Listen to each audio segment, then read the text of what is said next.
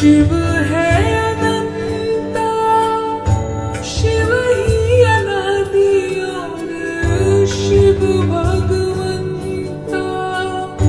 शिव ही है सत्य और शिव है अनंता, शिव ही अनादि और शिव भगवंता।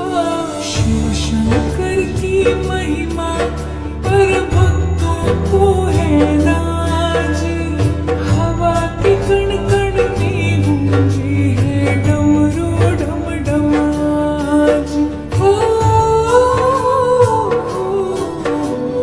सावन का महीना आए हैं भोलेनाथ, हवा के कण कण में गूंजे है डमरू डम डम आज।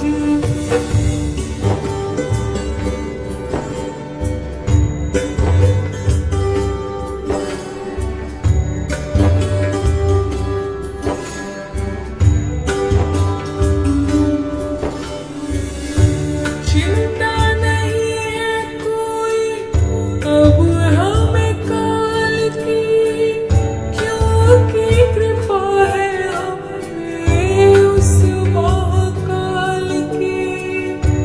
चिंता नहीं है कोई अब हमें काल की, क्योंकि कृपा है हमें उस महाकाल की।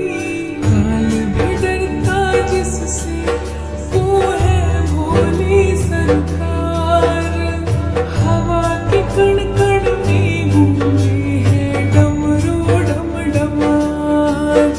हो सावन का महीना आए हैं भोलेनाथ, हवा के कण कण में गूंजे है डमरू डम डम आज।